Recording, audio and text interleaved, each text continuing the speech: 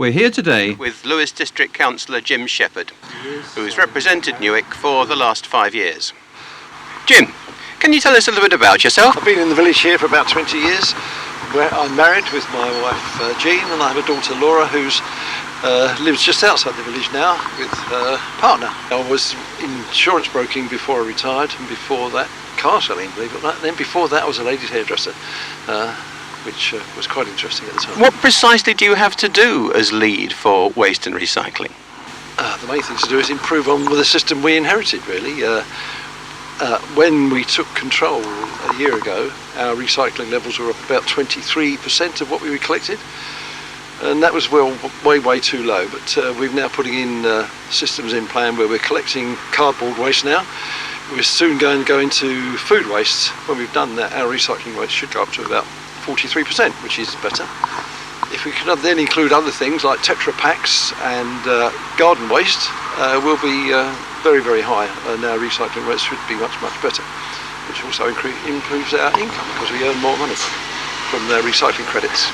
I gather from your previous answer that different councils collect different sorts of rubbish and perhaps with different frequencies.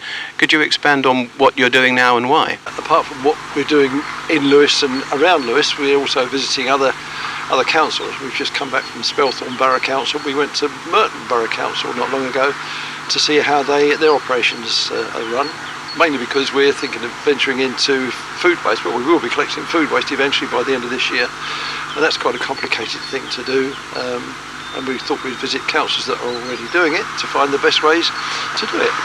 We're fortunate we have a weekly collection. We intend to keep a weekly collection of rubbish. What we're doing now is improving what we've done up until now. We've always had quite high customer satisfaction in Newick anyway. We've got a very good team of men going around, and they do a very good job. The problem has been that they don't collect enough of the recyclable stuff. We're now going into recycling food waste, and we're going to also recycle cardboard. All doorstep collections, which is a good thing, all free of charge. We are also looking into collecting green waste, something I haven't mentioned before, but we're thinking about collecting green waste, but this would be a charged service, so you would probably pay somewhere around £50 a year, and then as and when you need it, we'll come and collect your green waste. Apart from doing good environmentally, we get very high customer satisfaction by doing that. Thank you, Jim. Tell me, does it cost a lot more if you're going to gather a lot more different sorts of rubbish in? And do you expect the householder to sort them out, or do they get sorted out at your depot? There is an increased cost in doing all those things, but then the benefits are greater, and we get better recycling credits from the EUC, I think it is, and so we get more money in that way.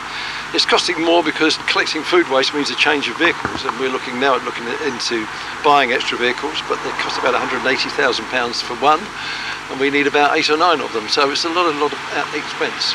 We're hoping to get some money from Mr Pickles, who said we can have some money towards this. If we get that, that will help. But say food waste and cardboard and all the other bits and pieces, we are giving a very good service, better than we've had before. Have you had any particular objectives or campaigns within the village that you've been active in since you became a councillor? We've had a few campaigns where the chemist, which you can see behind me, was threatened with closure at one time, and the local medical centre was indicating that they were going to do their own dispensing of drugs, which is all very well, but if you take the drugs away from the local pharmacy, the pharmacy will then close, and the other bits and pieces you get from the pharmacy, the other services they provide, would also go. So we fought quite hard to keep that, which we succeeded in doing. The pharmacy's still there and doing a good job, and we're quite fortunate really with the shops we have here, with the bakers and the butchers, a couple of shops, 3 pubs, so we're quite happy. We've got quite a busy road running through the middle of the village, the A272. Are you happy with the standard of traffic calming? Is there anything else you'd like to see happen to try and make the village safer? Yeah, the 272 going through the village is a bit of a blight really. It would be quieter and more peaceful without it. We could enforce, it would be nice if we could put, say, these average speed cameras at the start and finish of the village. I think that would be a good help to slow the traffic down. We could do with a decent bus service as well on that road, but that's not for us to cure. So are these the hints of your campaigns for the future? Well, our campaign for the future is really judge us on what we've achieved. I think you'll find that when the next election comes around in 3 years' time, we will be able to sell what we've done very easily, because we will have cut costs, improved our services dramatically. Our waste and recycling services will be better. We will hopefully achieve a zero rate tax increase throughout our term, and what we've done will be evident. So as far as a campaign, I think we'll just campaign on our achievements so far. Jim Sheppard, District Councillor for Newark and lead on waste and recycling, thank you very much indeed.